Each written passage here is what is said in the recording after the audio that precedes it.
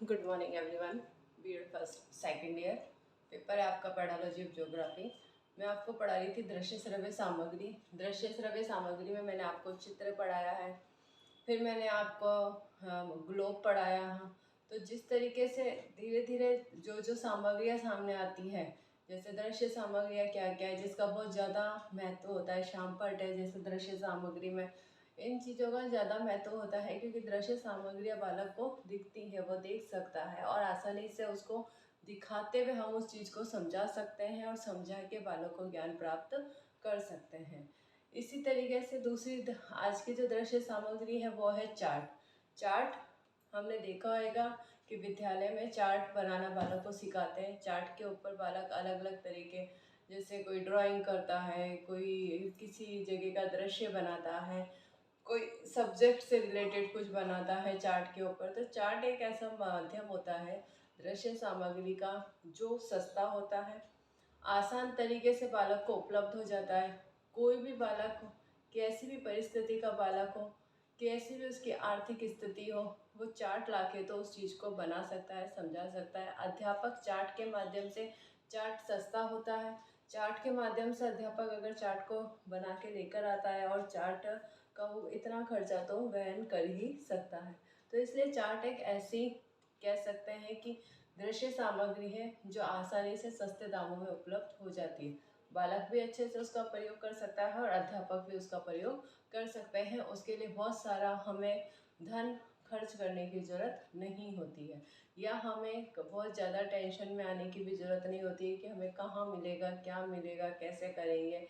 चित्र हमारे सामने होता है, उसको हमें ड्रॉ करना होता है, या हमें सोच सोच के अपने आधा उसके थिंकिंग के आधार पर उस चित्र को ड्रॉ करना होता है। तो इसलिए वो चार्ट क्या होता है, महत्वपूर्ण होता है। और चार्ट को हम कई बार प्रयोग में भी लेकर आ सकते हैं। एक चार्ट को हम 8 से 10 बार प्रयोग में लेकर आ सकते हैं। अगर हम उसको संभाल के रखें तो हम उसको साल भर भी प्रयोग कर सकते हैं। ऐसा नहीं है कि हमें बार बार उसी चार्ट को बनाना पड़ेगा या हम उसको कचरे में फेंक सकते हैं। चार्ट को हम अगर हम अच्छे से संभाल के फोल्ड करके और ढंग से रखें तो चार्ट हमें साल भर भी प्रयोग में लेकर आ सकते हैं, 2 साल भी प्रयोग में लेकर आ सकते हैं। वो हमारे ऊपर होता है कि हम उस चार्ट की कितनी केयर कर रहे हैं।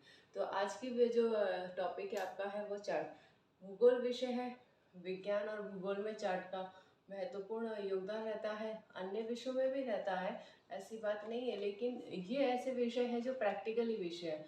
प्रैक्टिकली विषयों में चार्ट है, चित्र है, या हम ये कह सकते हैं कि मॉडल है, ये ऐसी चीज़ें बहुत ज़्यादा प्रयोग में आती हैं जिसको दिखाते हुए बालक को हम क्या करते हैं, अधिगम कराते हैं, सिखाते हैं। तो आज चार्ट का सबसे पहले हम अर्थ लिखेंगे।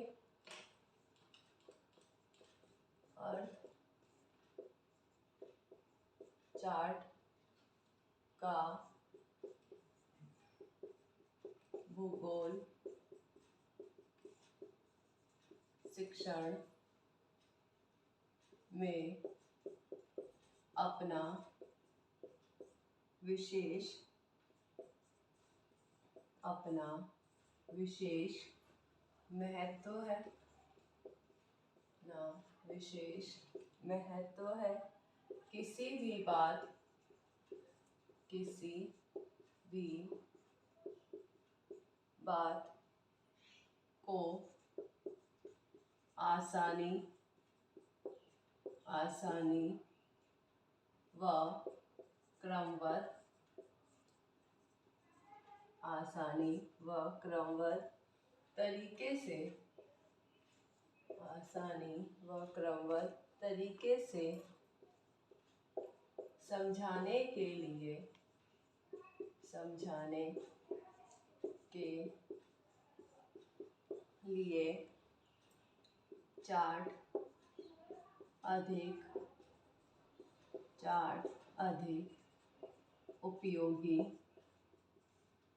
चार्ट अधिक उपयोगी है। भूगोल भूगोल में निम्न प्रकार के निम्न प्रकार के चार्ट का प्रयोग किया जाता है। जैसे क्या लिखा है चार्ट का अर्थ। सबसे पहले चार्ट के अर्थ में कि चार्ट भूगोल शिक्षण में अपना विशेष महत्व रखता ही है। जैसे मैंने आपको समझाया, आसानी से उपलब्ध हो जाता है। एक बार हम अगर कोई डायग्राम बनाएंगे तो उस डायग्राम को हम कई बार अपने शिक्षण में एक अध्यापक प्रयोग में लिख सकता है। वो उसके ऊपर डिपेंड करता है कि वो उस डायग्राम को, उस चार्ट को कितना संभाल के रख रहा है। फिर किसी भी बात को आसानी से, मतलब अगर कोई डायग्राम नहीं भी दे रखा है, विषय वस्तु दे रखी है लेकिन उससे रिलेटेड कोई डायग्राम नहीं दे रखा है पाठ्य पुस्तक में, लेकिन अध्यापक उस विषय वस्तु को पढ़कर अपने आधार पर कि मुझे बालक को किस तरीके से समझाना है, कैसे समझाना है, उसे समझाने के लिए वो क्या कर सकता है, खुद अपनी कल्पना के आधार पर उस विषय वस्तु से रिलेटेड डायग्राम को ड्रॉ कर सकता है समझाने के लिए। इसलिए किसी भी बात को आसानी से आसानी से और क्रमबद्ध तरीके से समझाने के लिए चार्ट अधिक उपयोगी है। भूगोल में भी निम्न प्रकार के चार्ट का प्रयोग होता है, मतलब अलग अलग प्रकार के चार्ट भी होते हैं, कई प्रकार के चार्ट होते हैं। जैसे सबसे पहला चार्ट है समय चार्ट। सबसे पहला चार्ट कौन सा है प्रकार में? समय चार्ट। समय चार्ट में हम लिखेंगे पृथ्वी का ऐतिहासिक व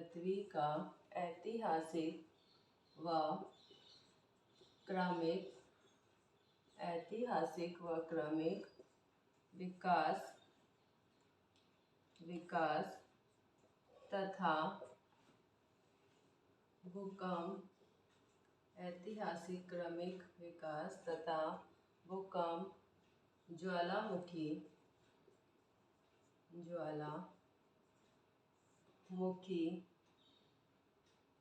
दुर्भिक्ष आदि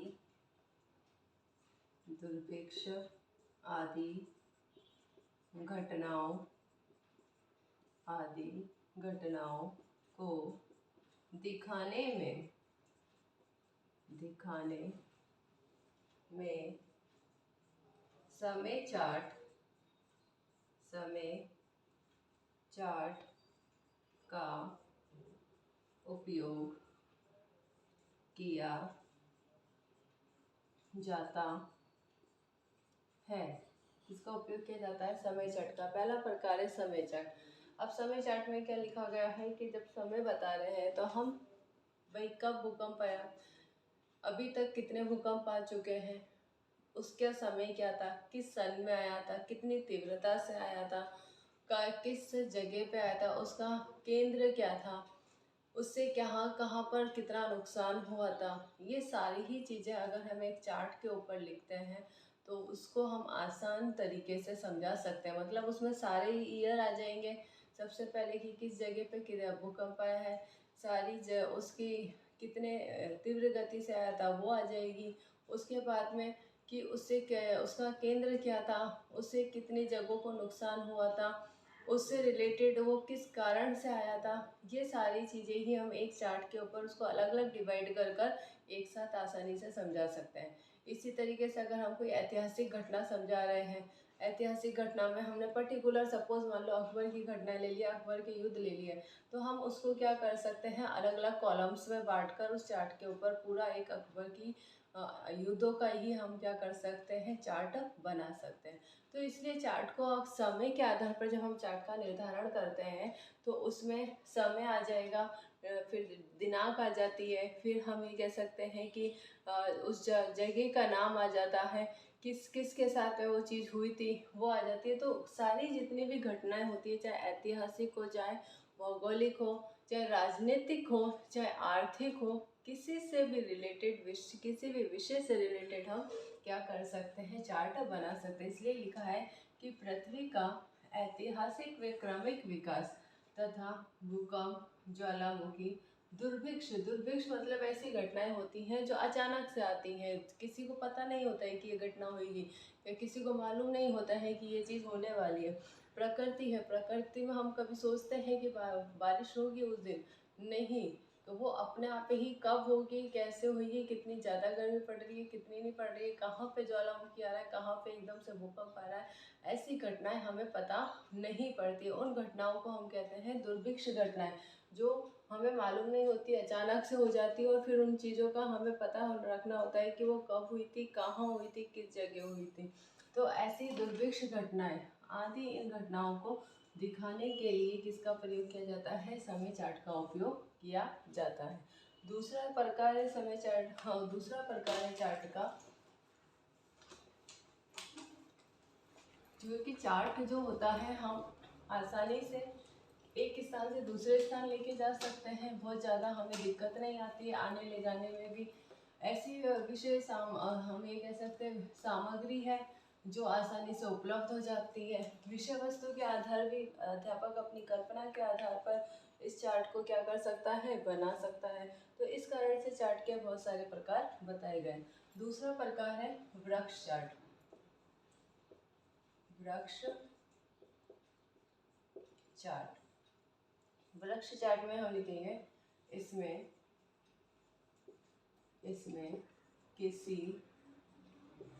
किसी विषय, इसमें किसी विषय को निम्न प्रकार से, किसी विषय को निम्न प्रकार से दिखाया, निम्न प्रकार से दिखाया जाता है। कैसे दिखाया जाएगा, जैसे सपोज मान लो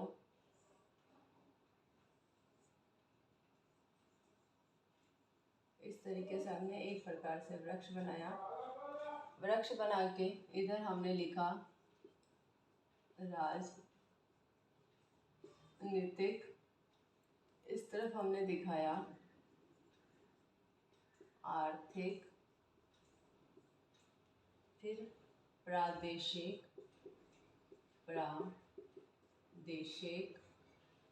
फिर हमने बता दिया वाणिज्य और कृषि, और हमने यहाँ पे नीचे लिख दिया वृक्ष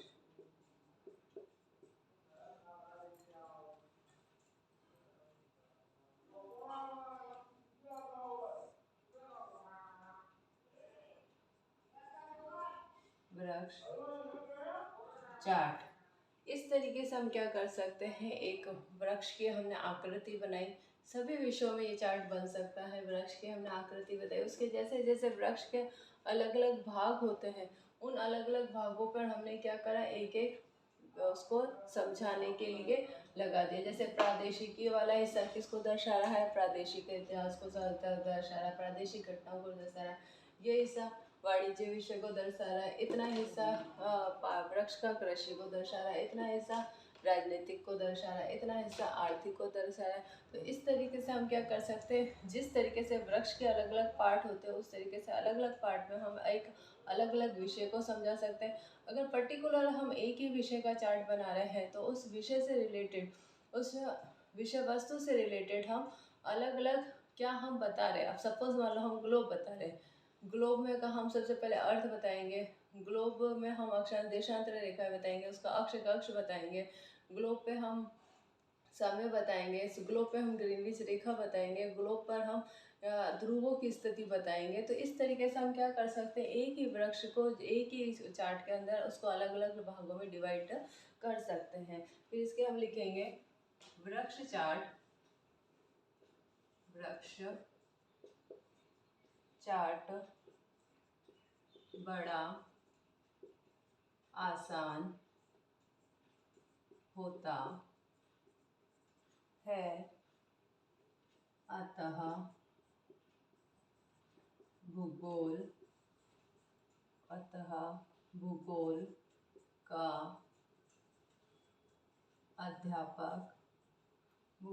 का अध्यापक श्यामपट,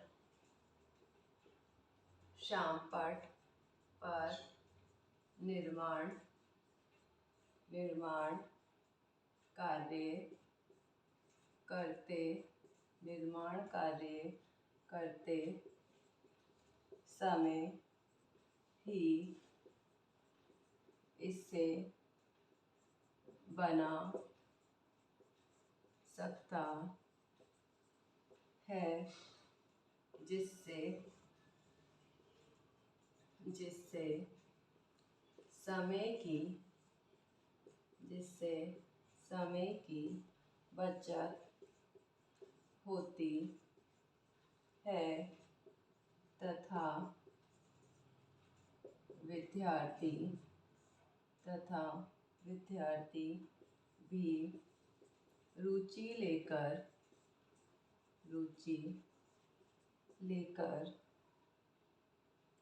अध्ययन करते हैं।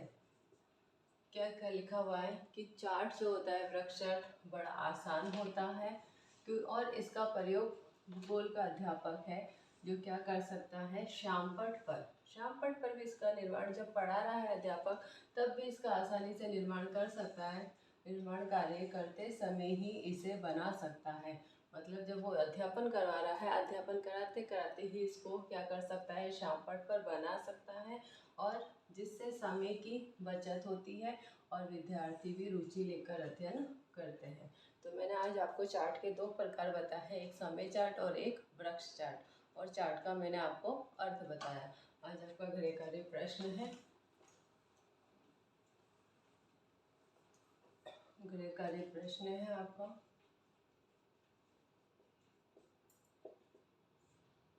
चार्ट का अर्थ समझाते हुए इसका उपयोग अध्यापन कार्य में क्यों आवश्यक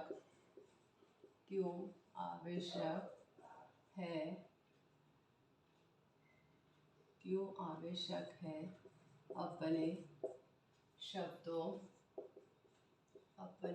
शब्दों में वर्णन